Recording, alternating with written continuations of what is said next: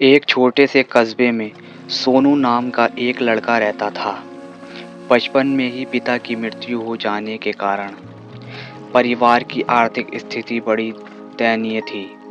सोनू की माँ कुछ पढ़ी लिखी ज़रूर थी, लेकिन उतनी पढ़ाई से नौकरी कहाँ मिलने वाली थी। सो घर घर बर्तन मांज कर और सिलाई बुनाई का काम करके किसी तरह अपने बच्चों को पढ़ा लिखा रही थी। सोनू स्वभाव से थोड़ा शर्मीला था और अक्सर चुपचाप बैठा रहता था। एक दिन जब वो स्कूल से लौटा तो उसके हाथ में एक लिफाफा था। उसने माँ को लिफाफा पकड़ाते हुए कहा, माँ, मास्टर साहब ने तुम्हारे लिए ये चिट्ठी भेजी है, ज़रा देखो तो इसमें क्या लिखा है। माँ ने मन ही मन चिट्ठी पढ़ी और मुस्कुराकर बोली, बेटा, इसमें लिखा है कि आपका बेटा काफ़ी होशियार है। इस स्कूल में बाकी बच्चों की तुलना में इसका दिमाग बहुत तेज़ है और हमारे पास इसे पढ़ाने लायक शिक्षा नहीं है, इसलिए कल से आप इसे किसी और स्कूल में भेजें। ये बात सुनकर सोनू को स्कूल न जा सकने का दुख तो हुआ, पर साथ ही उसका मन आत्मविश्वास से भर गया कि वो कुछ खास है और उसकी बुद्धि तीव्र है। माँ ने उसका दाखिला एक अन्य स्कूल में करा दिया। समय बीतने लगा। सोनू ने खूब मेहनत से पढ़ाई की। आगे चलकर उसने सिविल सर्विस परीक्षा भी पास की और आईएएस ऑफिसर बन गया।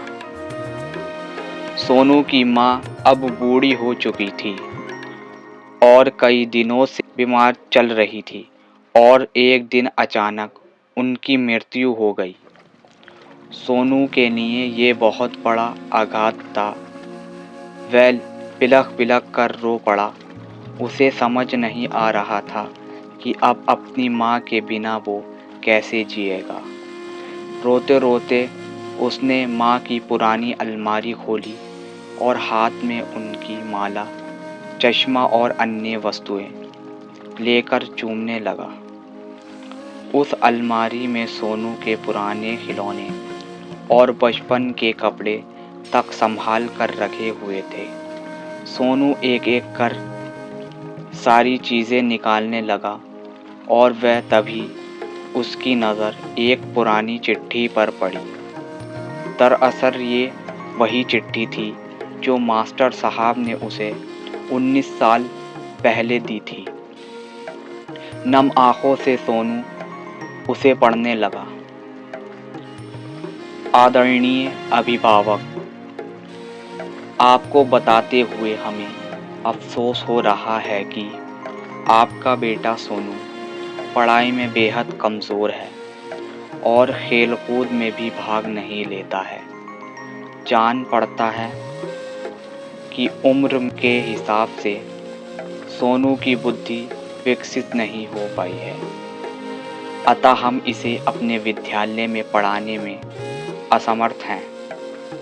आपसे निवेदन है कि सोनू का दाखिला किसी मंदबुद्धि विद्यालय में कराएं अथवा दुख घर पर रखकर इसे पढ़ाएं।